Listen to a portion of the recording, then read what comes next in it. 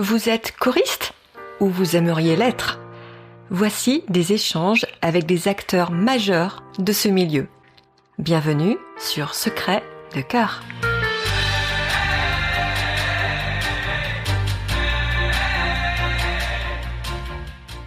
Les choristes travaillent sur des partitions qui sont harmonisées à plusieurs voix. Certains chefs de chœur font leur propre arrangement en interne et d'autres achètent des harmonisations. Nous recevons ici Brice, arrangeur, mais pas que, qui va nous expliquer son parcours et son métier.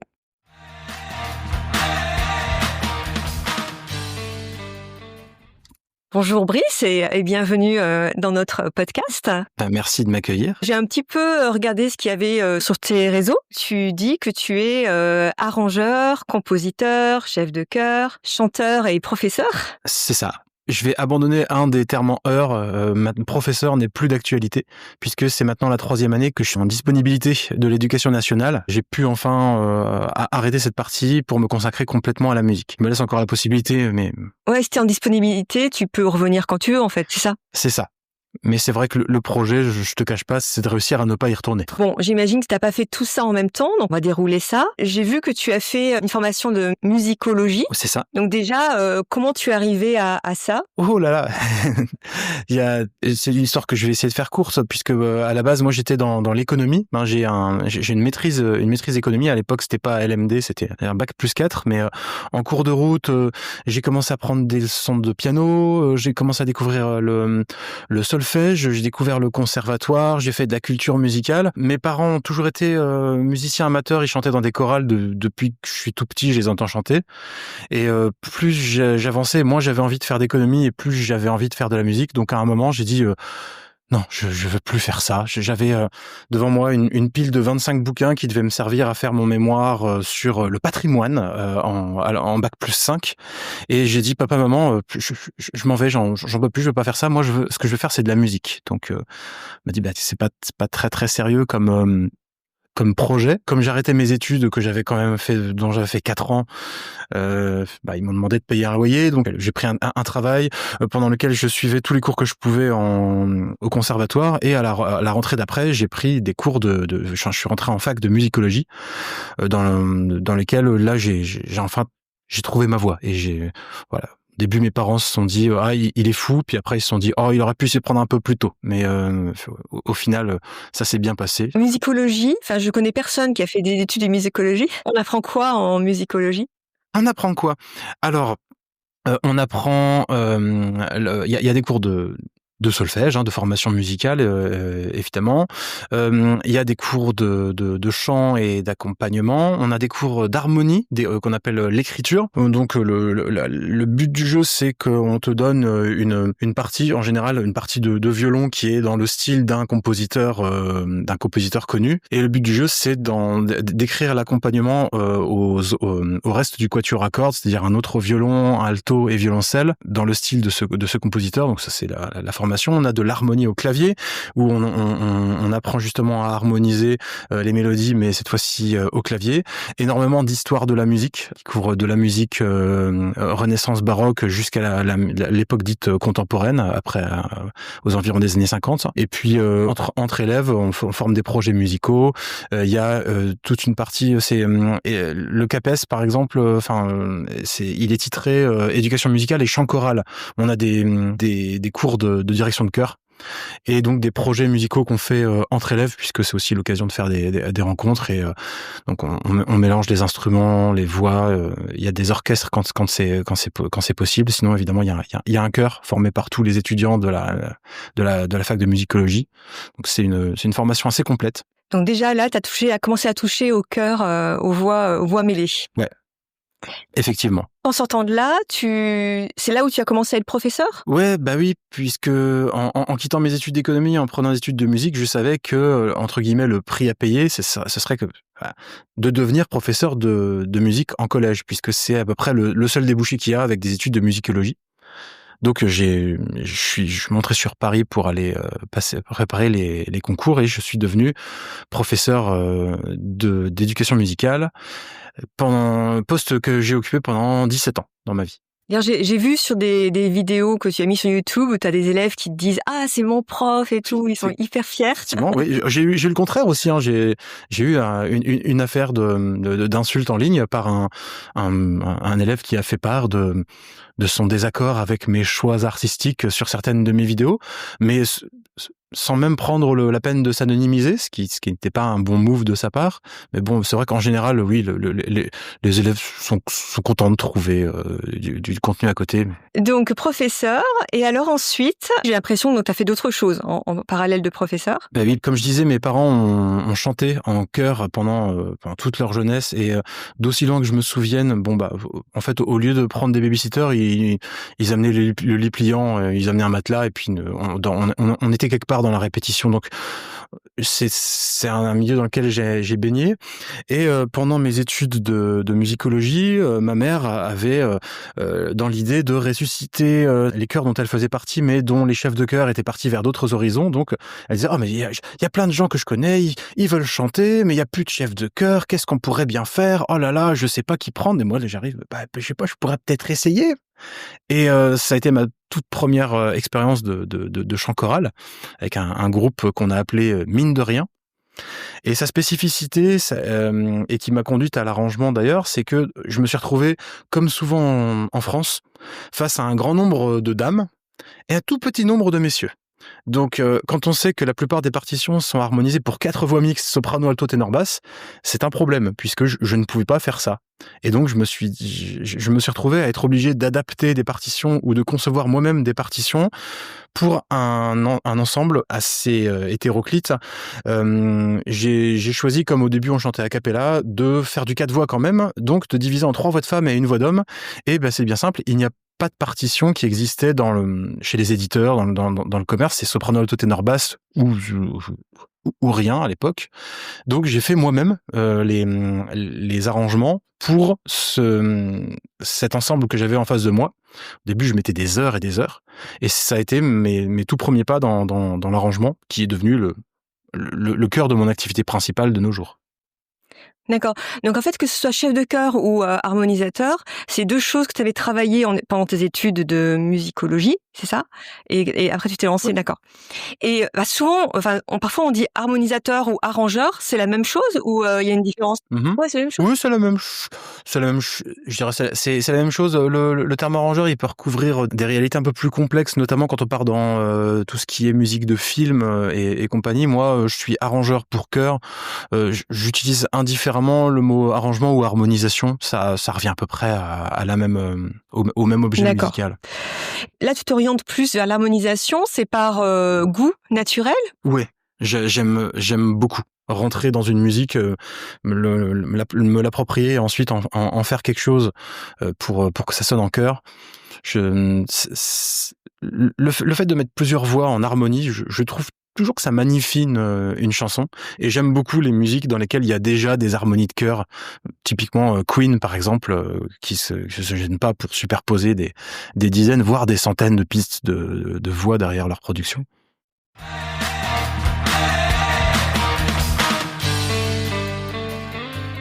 Ces titres que tu harmonises, c'est des commandes ou c'est toi qui proposes des titres? Alors, ça dépend, puisque là, je dirige 3 chœurs pour lesquels tout ce que je dirige, je l'harmonise moi-même. Donc, c'est des désirs qui viennent des choristes ou des choses qui me tiennent à cœur. Et sinon, effectivement, je travaille sur commande. Donc, les chefs de chœur me disent, voilà, je voudrais cette pièce-là. Mon but du jeu, c'est d'essayer de compléter les trous qu'il y a dans les catalogues des éditeurs, où de temps en temps, il y a des partitions qui sont tout simplement pas disponibles, soit parce qu'elles sont un peu trop récentes, soit parce que elles sont trop niches pour être rentables pour les éditeurs, je suppose. Et donc, j'arrange sur commande. Par exemple, je me spécialise dans un truc qui reste encore assez rare. C'est, j'ai mentionné le manque de voix d'homme dans le chant choral français. Et ce qui fait que, en fait, pas mal de chœurs sont passés à 3 voix. 2 voix de femme et 1 voix d'homme, baryton, dans lequel on met les ténors et les basses en espérant que ça se passe bien. Et ça, c'est devenu ma spécialité. 2 des chœurs que je dirige sont des chœurs mixtes qui sont à 3 voix. Et en fait, il y a assez peu d'offres dans les catalogues. Quand tu as des commandes, est-ce que tu arrives à harmoniser même si la chanson te parle pas forcément? Oui, je suis au service des chefs de chœur. Je fais où on me dit de faire. Donc, je comme bon, ouais, je peux pas trop me permettre de dire non à des commandes quand même. Ça arrive assez peu souvent quand même que je tombe sur parfois je tombe sur une chanson, je me dis bon, elle est pas très intéressante, mais je peux en faire quelque chose. Une fois ou deux, ça m'est arrivé de devoir harmoniser une chanson avec un message politique légèrement différent de mes propres convictions. Bon, bah là, je m'assois dessus. Mais je dirais que, fort heureusement, dans la très grande majorité des cas, euh, travailler sur une chanson, même une chanson que j'aime pas ou pas trop à la base, on rentre dans l'univers, on rentre dans le truc et je me pique au jeu à chaque fois. Alors comment est-ce que je vais faire? Je vais faire chanter ça ici, ça là, ici, cette harmonie là. Ouh là là, ça va être bien. Je finis toujours par y trouver un peu mon compte. C'est extrêmement technique, c'est-à-dire qu'il y a des comment dire, il y a des réflexes d'harmonisation ou c'est vraiment l'harmonisateur qui met sa patte partout et il y a pas de règles? Je dirais qu'il y a des pattes. Chacun met sa patte. Effectivement, moi, je me rends compte qu'il y a des choses que j'ai tendance à faire, si ce n'est systématiquement, du moins assez souvent. Mais assez technique, comme à chaque fois on a quelque chose de différent, il faut faire des choix artistiques, à qui on va faire chanter ceci, comment est-ce qu'on va harmoniser cela. Après il y a des contraintes techniques qui sont souvent liées à l'harmonie aussi. Si une note est présente dans la mélodie qui est très caractéristique, il y a certaines notes qu'on peut ou qu'on peut pas mettre en dessous ou au-dessus. Donc ça contraint un petit peu l'espace dans lequel on évolue. Mais bon, pour l'instant, c'est pas suffisamment technique pour que ça soit, pour qu'on soit remplacé tout de suite par des IA. Ouais, effectivement, j'avais prévu de te poser la question, mais ouais, donc pour l'instant, c'est pas assez au point et puis de toute façon, justement, il y aurait le côté patte qui n'y serait pas et serait sûrement beaucoup moins intéressant.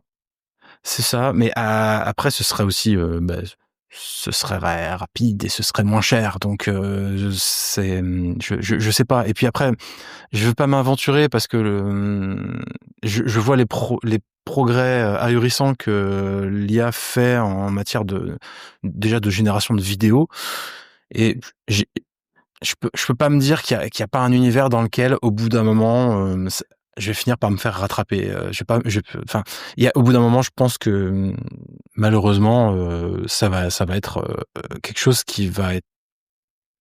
Je serais un peu sur le fil du rasoir. Je Mmh. serais probablement dans la même situation que les auteurs, les illustrateurs de nos jours, qui vendent beaucoup moins, puisque maintenant un prompt bien fait peut générer une image correcte. Enfin bon, ça se voit quand même encore, Oui, que c'est une IA. pour l'instant, ça se voit. Mmh. Une fois que tu as fait l'harmonisation, comment tu la testes en fait? J'ai vu que tu avais fait des vidéos où tu avais, ta tête 4 fois avec une fois chaque voix et Oui. cetera. C'est comme ça que tu les testes ou bien tu les testes sur tes chorales habituelles? Enfin Alors ça dépend. Déjà, je travaille sous un logiciel qui me permet d'entendre alors avec des sons tout à fait médiocres, d'entendre ce que ça va donner à peu près. C'est une première étape. Pour les chœurs que je dirige, et de temps en temps quand on me le demande, j'enregistre les voix sur une bande son, sur un karaoké, pour voir comment ça. Enfin, et là du coup j'ai une bonne idée du rendu de l'ensemble. La plupart du temps, je suis assez sûr de mon coup. Je vois quand ça va bien sonner. Je sais qu'il y a des choses à faire, des choses à pas faire. Donc j'essaie de faire en sorte que ça sonne effectivement. Les vidéos dont tu parles ou sur lesquelles j'étais en 4, ça c'était au tout début, un peu pour faire ma promo, pour me faire connaître, puisque quand tu mets en ligne une vidéo sur YouTube, s'il y a que du son, elle va être un petit peu écoutée. S'il y a de la vidéo avec, elle va être plus attractive. Et pendant un temps, donc, j'avais un setup avec un fond vert derrière moi, une caméra, j'enregistrais les voix et ensuite je faisais du playback pour enregistrer chaque voix, mettre un petit peu en scène de temps en temps pour rendre ça attractif. Ça prend énormément de temps et à un moment, j'ai eu suffisamment de commandes pour ne plus avoir le temps de faire ça. Donc j'ai arrêté. C'est un lointain souvenir, mes vidéos en multicam. Mais c'était, je m'amusais bien, mais ça prenait un temps fou. D'accord. Et néanmoins, le jour où tu entends ton harmonisation chantée par un vrai chœur, ça doit être, Ça ouais. j'arrête pas de dire au chœur, n'hésitez pas à m'envoyer un petit lien, un enregistrement. Il y en a qui pensent de temps en temps et ça me fait chaud au cœur. Il y en a même qui me permettent de l'utiliser sur ma chaîne YouTube et de mettre en ligne, parce que c'est quand même autre chose que d'entendre son arrangement par des gens en vrai. Puis c'est toujours émouvant que mon logiciel qui fait tutut poète avec ses sons des années 80, c'est toujours un petit peu frustrant. Et c'est ça qui me plaît aussi. C'est vrai que ça fait peut-être un peu narcissique, mais la plupart des pièces que je dirige, j'aime bien les arranger moi-même. Comme ça déjà je les connais très bien. C'est moi qui ai fait le truc. Et après quand je sens que ça prend, que ça se crée, que ça sonne, je suis content, quoi. Ouais, surtout qu'en plus, tu la vois naître, enfin, pour tes chœurs, par exemple, tu leur fais chanter forcément tes harmonisations. Il y a toute la période de l'apprentissage où tu vois peu à peu les choses qui se mettent en place, quoi. C'est ça. Donc ça doit être effectivement hyper satisfaisant. Satisfaisant, parfois un petit peu frustrant, parce que j'écris des choses et malgré l'expérience, de temps en temps, je me dis, j'avais pas prévu que ça serait aussi dur à monter. Et il y a de temps en temps, je m'arrache le peu de cheveux qui me restent en me disant, mais on n'y arrivera pas, en fait, c'est trop dur. Bon, on finit toujours par y arriver, en fait, hein, mais faut bosser. Le travail, ouais, toujours le travail. C'est ouais. ça. Est-ce qu'il y a des titres que tu adorerais harmoniser, mais pour l'instant, elles te résistent? Elle me résiste. Ouais, rien ne te résiste? C'est-à-dire que quand j'ai envie d'harmoniser quelque chose, je le fais. Je travaille principalement sur commande, donc sur les désirs des autres. De temps en temps, j'ai un coup de cœur et je dis à mes chœurs, j'aimerais qu'on chante ça. Regardez, voici, et on le fait en fait. Du coup, après, je sais qu'il y a des pièces qui vont être dures à monter avec les chœurs que je dirige, mais on me demande parfois des trucs très très difficiles et je suis content de les faire parce que j'ai la chance de bosser de temps en temps avec des chœurs professionnels, les Métaboles dirigés par Léo Varinsky, le Aedes, ce sont des chœurs qui chantent à 8 voix a cappella avec des basses qui taquinent le do pédale, des sopranos qui s'envolent dans les aigus, et le chef de chœur me dit juste, t'as carte blanche, t'écris ce que tu veux, de toute façon ils feront ce qu'ils veulent, ils pourront faire n'importe quoi. Là c'est autre chose. Là, je me fais plaisir. Tu te régales, ouais. C'est ça. Et oui, d'ailleurs, est-ce qu'il y a des arrangeurs très connus qui, pour toi, sont un peu des mentors, ou est-ce qu'il y a beaucoup d'arrangeurs déjà aussi? Et c'est assez niche en fait. On n'est pas énormément. J'en connais quelques-uns, mais on n'est pas beaucoup. Et moi, j'ai la personne qui m'a fait rentrer dans l'arrangement, il s'appelle Mathieu Lenestour. C'est un musicien absolument génial, un chanteur formidable, un pianiste invulnérable, et heureusement qu'il fait trop de choses pour avoir le temps de faire de l'arrangement. Sinon, j'aurais pas de boulot, tout simplement. Et lui, c'est mon maître Jedi de l'arrangement, effectivement. Il est pianiste accompagnateur pour des grands noms, donc il fait des tours. Mais quand il s'est mêlé d'harmoniser, quand je suis tombé sur ces pièces, je les ai un petit peu décortiquées pour les adapter à mon cœur il y a 25 ans, juste 20-25 ans, et je suis rentré dans la matière musicale grâce à lui. Ça, c'est resté un modèle. Sinon, je suis en contact avec quelques arrangeurs, mais effectivement, on n'est pas très très nombreux. On n'est pas très très nombreux à faire ça. C'est très, enfin, surtout les arrangeurs pour chœur. Après, il y a des arrangeurs pour instruments, pour orchestre, pour fanfare, ou tout ce qui est dans le monde de l'audiovisuel. Ça, c'est quelque chose de très fermé et de complètement différent. Ou la publicité aussi. Moi, je sais que les chorale où je vais, c'est les chefs de chœur qui harmonisent aussi. Et enfin, j'en connais pas qui achètent des harmonisations à un harmonisateur, quoi. Enfin, ça doit exister, hein, mais Ah bah heureusement oui, sinon j'aurais pas de boulot. Oui, on me contacte régulièrement, fort heureusement. Effectivement, quand la chorale a la chance d'avoir un chef de chœur qui sait faire ça, bah, on n'est jamais aussi bien servi que par soi-même. En plus, il peut le faire vraiment sur mesure parce qu'il connaît ses choristes. Mais là, de temps en temps, je travaille avec des gens qui le font, mais qui n'ont pas le temps de le faire parce qu'à côté, ils ont un vrai boulot. Et du coup, là, je suis là pour ça, hein, pour leur faire gagner du temps. Il y a et puis il y a des gens qui qu'on fait une petite formation de chef de chœur, mais qui ne connaissent pas l'harmonie. Donc là, je suis présent. Et puis sinon, il y a aussi beaucoup de gens qui me disent: ah bonjour, elle est sympa votre partition, merci de me l'envoyer par retour du courrier, cordialement. Donc je leur dis que c'est payant, et ils me disent: ah bah nous on fait de la musique pour le plaisir, vous savez. Bon. Pas plus loin qu'hier, il y avait sur les groupes Facebook justement une personne qui cherchait une photocopie de partition pour chanter un chœur, et une autre personne qui lui a dit: mais vous croyez où, enfin tout travail mérite salaire, enfin. Je me souviens donc comme je te dis, mes parents ont beaucoup chanté en chœur. Leur armoire à partition, j'en ai je l'ai récupéré parce que j'ai fini par tout foutre au feu d'ailleurs. C'est des photocopies, mais à un tel point que de temps en temps, les trucs étaient même plus droits et plus lisibles.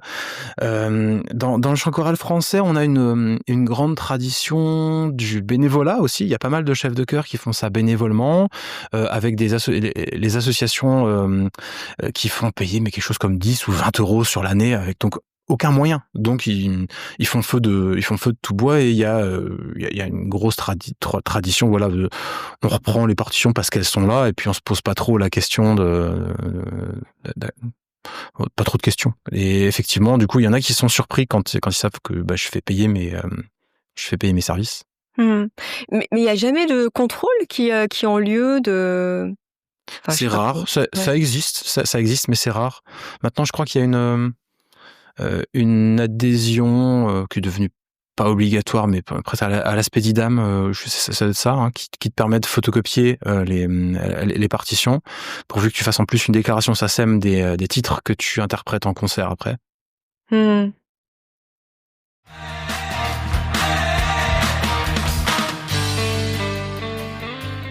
Quelqu'un qui a besoin d'une harmonisation, comment on vous trouve en fait, à part le bouche à oreille? Moi, je suis sur YouTube et c'est relativement bien référencé par les moteurs de recherche. Donc, quand quelqu'un tape sur les internets partition machin, de temps en temps, il tombe sur mon travail, et donc il me contacte, et c'est surtout comme ça. Parfois, c'est du bouche à oreille, c'est machin m'a donné votre contact, mais souvent c'est des recherches internet. Comme quoi, les réseaux, ça marche. En tout cas pour ton métier. Réseaux sociaux, effectivement, et en particulier Facebook, dont l'occupation en termes de classe d'âge correspond aussi à la classe d'âge des gens qui font du chant choral en France. Mais c'est clair, hein. Enfin, nous on essaie d'être sur Instagram et Facebook, mais concrètement les choristes ils sont sur Facebook, et on a beaucoup de mal à les basculer sur Instagram. Je sais bien. Moi, je suis sur Instagram, on a du mal à me basculer sur TikTok. Oui. Alors, voilà, ça va arriver, mais ouais. Ouais. Et ce qui est aussi un peu dommage, parce que du coup, on a du mal à ramener de jeunes choristes dans les chœurs, en fait, parce que ils sont plus du tout connectés à Facebook, quoi. Donc, c'est un peu. Ça c'est vrai. Alors après, ça dépend aussi de l'entourage. Il y a des chœurs de jeunes, hein, qui existent en France, même s'ils sont pas légion. Mais c'est vrai que globalement, ça a l'air d'être une population qui vieillit un petit peu, mais bon, l'espoir n'est pas perdu. Genre, je vois des chœurs de jeunes, les maîtrises qui sont dans les conservatoires, tout ça. Enfin, il y a de quoi faire. Et puis parfois aussi les choristes ont des enfants qui viennent nous rejoindre. J'ai 2 enfants de choristes avec leurs parents qui sont dans un de mes chœurs, dont un que j'ai eu en soprano quand il avait 10-11 ans, et qui maintenant est devenu un grand gars d'1m85 et qui chante baryton. C'est cool. C'est cool. Donc là, on a parlé de la côté harmonisation. Donc après, tu es chef de chœur. C'est ça. Donc j'ai vu que tu avais des chorales d'entreprise et des chorales normales. Tu as fait ça en parallèle d'harmonisation, en sortant, quand tu as rejoint les chœurs de tes parents. C'est ça, mine de rien. À l'époque, mine de rien, c'était un chœur que je faisais bénévolement, puisque c'était mon premier chœur. Quand je suis arrivé sur Paris, que je suis devenu professeur, et j'ai eu une opportunité où il y a une de mes amies dans un chœur dont je fais toujours partie d'ailleurs, ça fait 18 ans maintenant, qui quittait Paris pour aller en Hollande faire des études de musique, et qui disait je lâche un chœur d'entreprise, qui c'est qui veut s'y coller? Je dis moi. Donc j'ai pris ce chœur d'entreprise en plus de mon activité de professeur à plein temps, et puis ça m'a bien plu. Au fur et à mesure, je suis passé à mi-temps, donc j'ai pris d'autres chœurs, et puis je suis passé à 0 temps finalement pour me consacrer au chœur et à l'arrangement. Donc qu'est-ce qui te plaît dans la direction de chœur, dans avoir une chorale? Voir naître quelque chose, c'est vraiment la sensation que les gens, d'une part, alors c'est un équilibre à trouver, passent un bon moment, mais aussi travaillent suffisamment pour sentir pour voir le fruit de leurs efforts, et tout le monde être content de ce qu'on vient de faire. Et là, on a fait un truc bien, qui sonne bien, on a fait un super concert, etc. Il y a des choristes avec un degré d'implication très divers. Il y en a qui sont à fond, qui apprennent par cœur, qui écoutent leur fichier de travail du matin au soir, et puis il y en a d'autres qui sont juste là en répétition, ils ont envie de passer un bon moment, et puis c'est tout. Mais c'est vrai que quand il y a un petit peu de travail de la part du chœur, là on sent quelque chose. Moi, c'est ça qui me plaît, c'est de voir naître un truc. Dans les chœurs d'entreprise, c'est rigolo aussi, puisque là tout à coup la hiérarchie est abolie. Il y a des gens qui travaillent aux différents étages, qui se seraient pas rencontrés auparavant, qui se mettent à chanter ensemble. Puis moi j'aime bien l'harmonie, quoi. Les voix qui sonnent, c'est quelque chose que j'aime beaucoup entendre. L'harmonie des sons et l'harmonie des choristes, au final. Et l'harmonie des choristes, effectivement. Donc là, en plus, j'ai vu que tu restes très très longtemps dans tes chorales. J'ai vu effectivement, tu disais 18 ans, etc. C'est vraiment. Est-ce que tu ne voudrais pas avoir une chorale est-ce que tu en as une vraiment à toi? Oui, chœur léger, c'est ça, le chœur léger? Le chœur léger, effectivement. Une de mes choristes dans le chœur de l'entreprise, chœur d'entreprise que je dirige, a décidé un jour qu'il fallait absolument qu'elle fasse découvrir le chant choral à ses potes. Donc elle a ouvert son salon, et c'était 10-12 choristes la première année, et une fois par semaine on allait répéter 1h30 dans son salon. Et en fait le truc a pris de l'ampleur, on a fini par obtenir une salle à la mairie, et auprès de la mairie, dans la maison des associations, et puis là on est 30 choristes, ça fait 7-8 ans que ça dure, que ça croît et ça embellit, et c'est un beau projet. Tu prends des nouveaux choristes à l'infini, où t'as une cible maximum? Il faut équilibrer les différents pupitres, quoi. Mais après, qui veut venir nous rejoindre peut venir passer une répétition d'essai avec nous, et après je fais une petite audition pour voir comment ça se passe. Est-ce que tu vas un peu regarder ce que font les autres? Est-ce que tu es parfois spectateur de spectacles de chant choral? Oui, bien sûr. Oui, ça m'arrive régulièrement, que ce soit des chœurs pros de temps en temps, qui font donc de la musique entre guillemets savante, hein, pour pas dire que classique, mais là où moi mon kiff, c'est la musique a cappella quand même, et aussi il y a des chœurs qui sont très talentueux, que j'aime bien aller voir. La chorale sauvage, eux ils sont très talentueux. J'aurais adoré écrire pour eux et chanter avec eux, mais écrire pour eux, ils ont déjà leurs arrangeurs maison. Bon, puis, ouais. Tu as dit chanter pour eux, c'est-à-dire que tu es choriste également? Moi, j'aurais bien aimé faire partie de ce chœur-là, ouais. C'est parce que ils font vraiment des choses formidables. Ils chantent tout par cœur, tout chorégraphié. C'est un chœur que j'aurais rêvé diriger. Je connais pas du tout, mais ils sont grands. Il y a combien de choristes dans cette chorale? Aux alentours d'une 50aine, peut-être un peu plus. Tu dois être au courant qu'il y a maintenant des chorales XXL. Que penses-tu de ce phénomène? Enfin, est-ce que tu penses quelque chose qui va continuer comme ça ou c'est ponctuel? C'est des chœurs éphémères sur des projets particuliers. C'est pas des chœurs qui existent à demeure, à résidence. C'est vraiment des chœurs qui vont être construits autour d'un projet pour rassembler un maximum de choristes et faire quelque chose de très impressionnant. Il y a plusieurs projets différents qui ont plus ou moins leurs qualités et leurs défauts. Je sais que j'ai travaillé avec le festival Les Fous d'Alès, notamment, qui rassemble un petit millier de choristes et ils font des choses super. Et de temps en temps, je vois passer des trucs genre 5000 voix derrière Florent Pagny. Et effectivement, il y a 5000 voix derrière Florent Pagny qui font des ou et des a pendant que Florent Pagny fait son truc. Je trouve ça un petit peu dommage. Donc il y a plusieurs types de trucs. C'est toujours très impressionnant. De voir un grand nombre de voix. Je sais que pendant des années et des années, j'ai participé au festival des Choralies de Vaison-la-Romaine, fait par Cœur-Joie. Et là, on est sur du 5000 personnes, et chaque soir, dans le théâtre antique, les gens chantent ensemble les chants communs. Et c'est un bonheur de se retrouver avec 5000 voix, là. Il y a quelque chose qui se crée.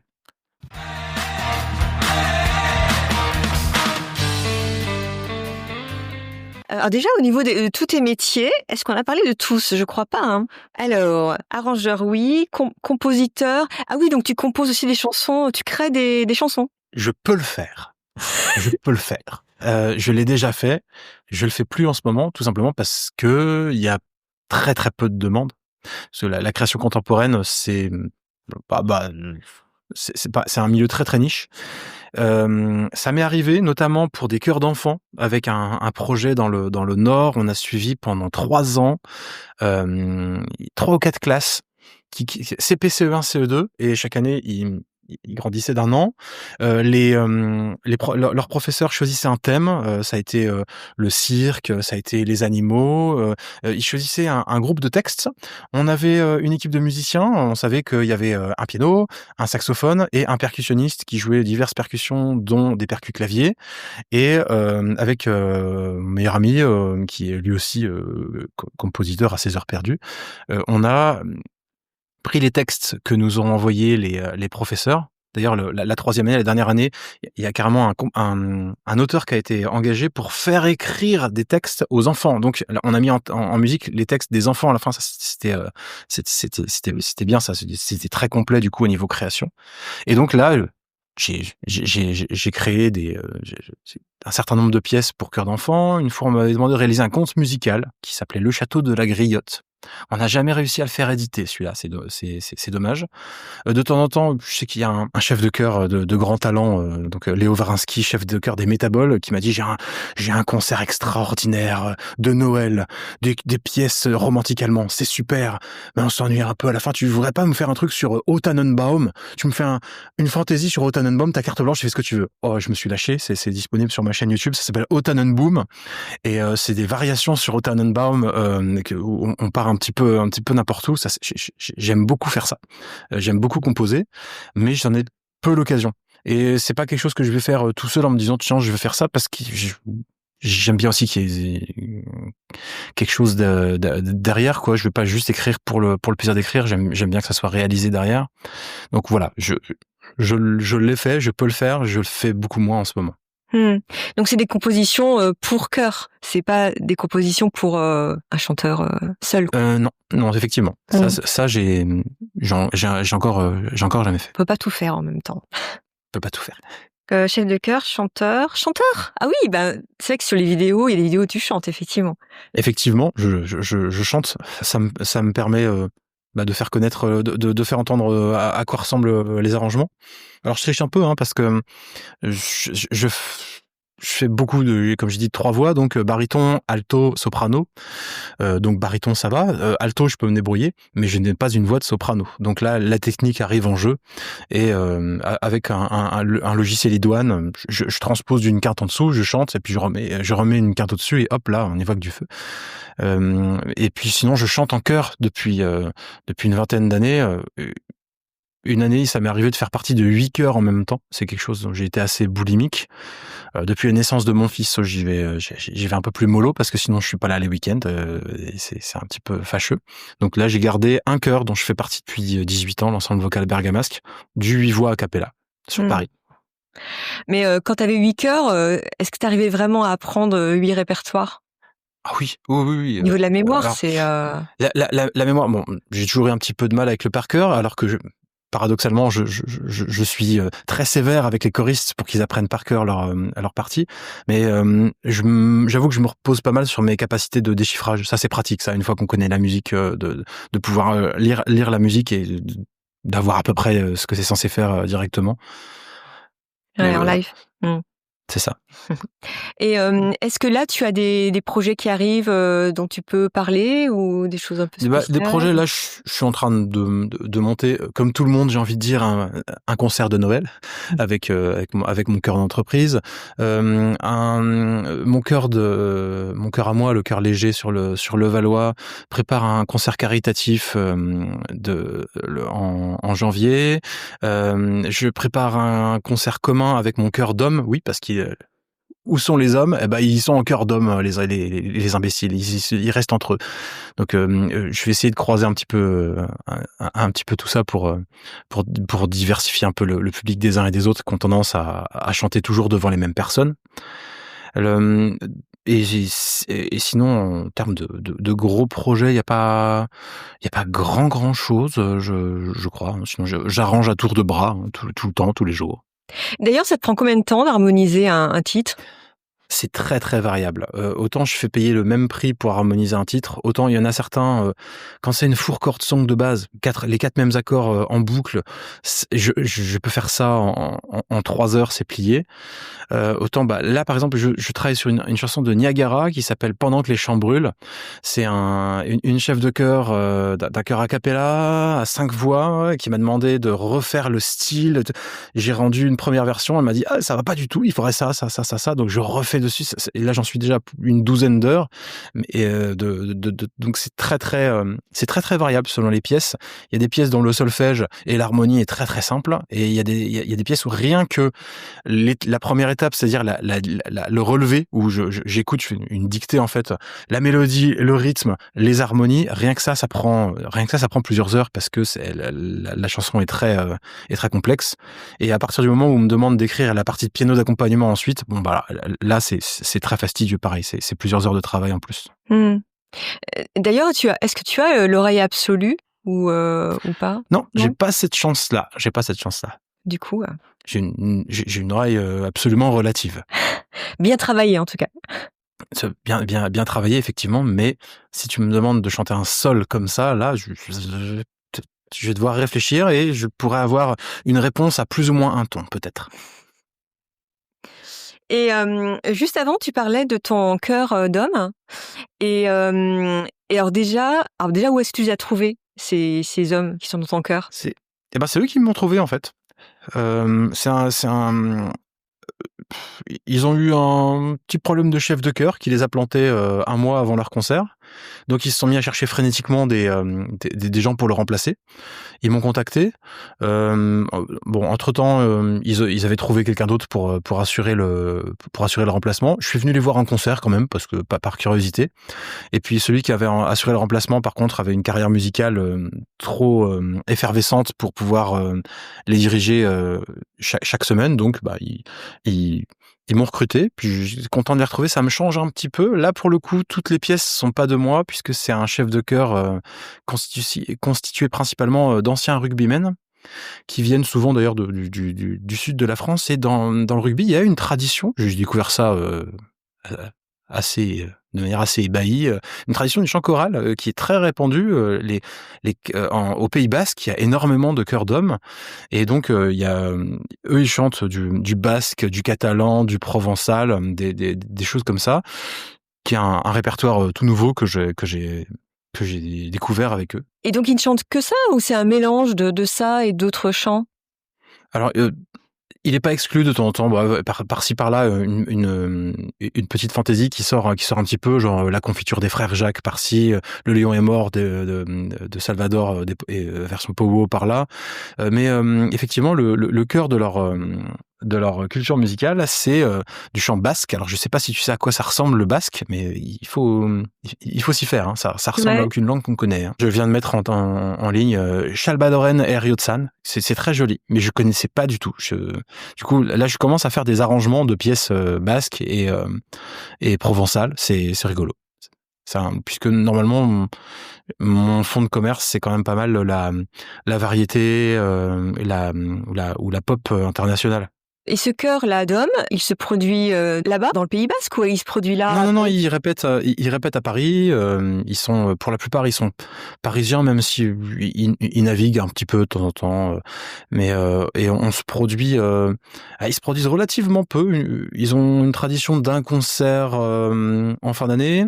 En septembre, on fait un week-end de remise en voix, mais dans un endroit où on se débrouille pour donner un concert au bénéfice d'une association dans une église. Donc on est accueillis en général les bras ouverts. Et puis donc là, un concert supplémentaire commun, parfois dans une maison de retraite ou des choses comme ça pour des concerts gratuits pour des publics un peu particuliers. Ça dépend. Ça permet d'élargir le public de la famille des choristes en fait, d'aller un peu au-delà quoi. Et ils chantent pas par hasard dans avant les matchs de rugby? Ah mais si, c'est justement Si après les matchs de rugby, on parle de troisième mi-temps. Et effectivement, j'ai été stupéfait de voir. On se produit aussi. Juste quelques pièces à l'occasion d'un dîner de gala d'une association qui s'appelle les Enfants de l'Oval, qui promeut le rugby et qui donne à des associations, notamment dans certains pays africains, qui montent des clubs de rugby, qui donnent pour les écoles et le développement local. Et devant donc 200 personnes, nous entamons un chant que je ne connaissais moi ni d'Ève ni d'Adam, qui s'appelle Egoac, et quelle fut pas ma surprise de voir 200 personnes reprendre en chœur la la la la la la la la la la. Tout le monde connaissait ce chant, tout le monde. Alors même que c'est un chant dans une langue qui est très très éloignée du français, mais il y a une culture qui est propre à ce milieu-là que je ne connaissais pas du tout. Est-ce que tu sais pourquoi là récemment ils se sont mis à prendre le titre de Jodassin là, Les yeux d'Émilie? Qu'est-ce qui s'est passé? J'aimerais bien le savoir, parce que très récemment même, on m'a demandé d'arranger ce titre, mais dans son intégralité. Et Les yeux d'Émilie, c'est quand même l'histoire d'un monsieur qui se fait quitter par une dame. Mais les supporters, ils ont pris que le refrain où on avait le soleil dans les yeux d'Émilie, où c'est très très, et ils le font en boucle, juste le refrain, de manière peu subtile. Je sais pas pourquoi. Mais d'un côté, si tu me demandes c'est un peu comme les corons qui est devenu un hymne très très à la mode dans le Nord, encore que ça se comprend par la culture. Mais alors Les yeux d'Émilie, je sais pas pourquoi. C'est une bonne question. Mais toute la tristesse du chant a été évacuée. Donc oui, si quelqu'un nous écoute et est au courant, qu'il nous l'explique comme ça. Effectivement, voilà. Progresser.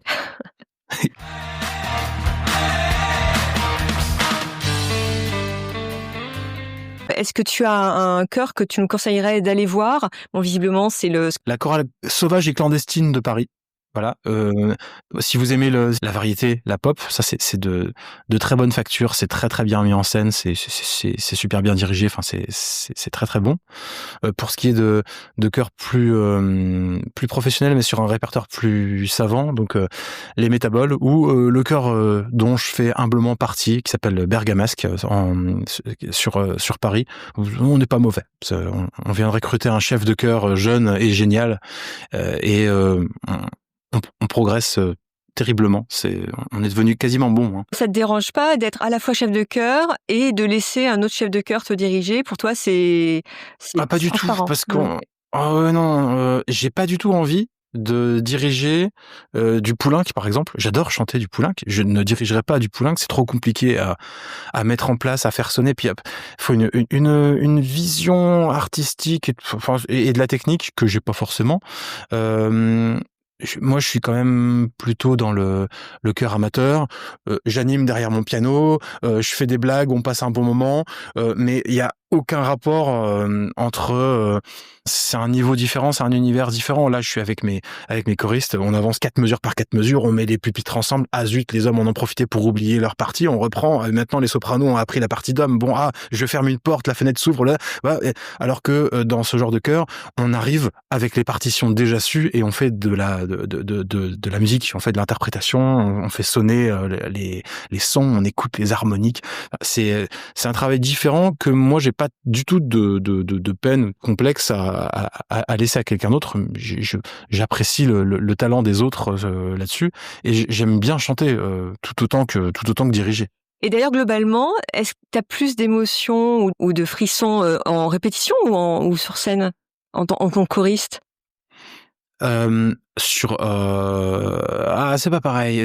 Le fait d'assister à un truc naissant, de voir le travail qui est nécessaire pour obtenir quelque chose, c'est quelque chose. Mais après, c'est vrai qu'il y a toujours sur la scène le petit côté adrénaline, le côté public qui donne quelque chose en plus, parfois qui magnifie et qui donne quelque chose de particulier. Non, j'aime bien la scène. Moi, personnellement, en tant que chanteur, mais même en tant que chef de chœur, je sens qu'aussi mes choristes, ils chantent mieux quand ils sont devant un public que quand on est en répétition. Ouais, il y a de l'énergie des deux côtés.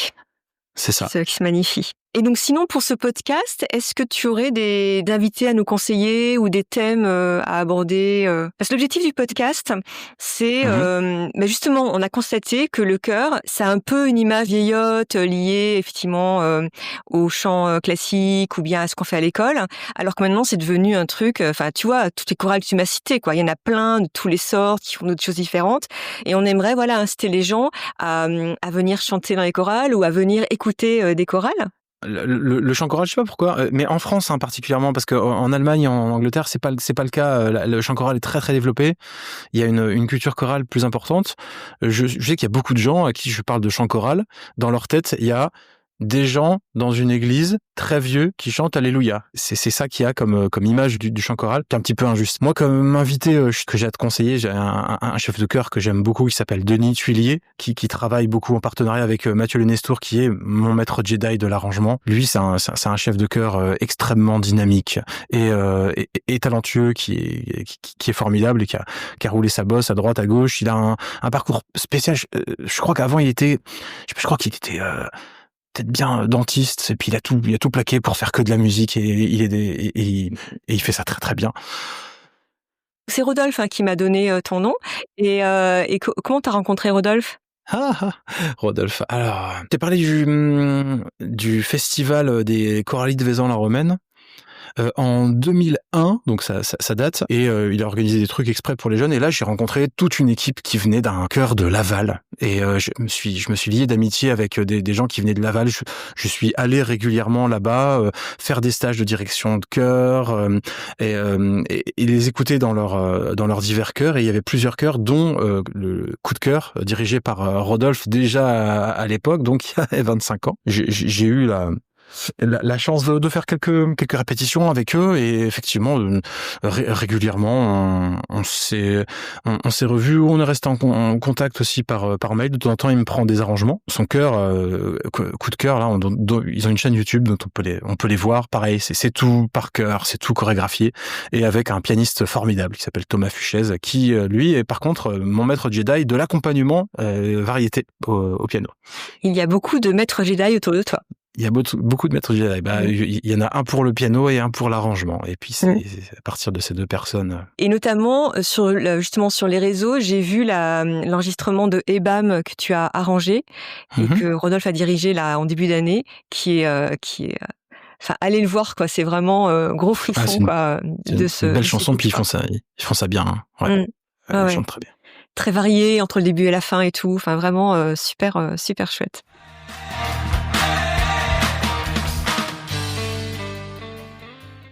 Merci Brice pour ce bel échange sur le chant choral. Tout au long de l'épisode, tu as cité plusieurs personnes, des chorales, des titres. Je vous mettrai les liens dans la description du podcast. Si cet épisode vous a plu, écoutez les autres épisodes, abonnez-vous, partagez et chantez.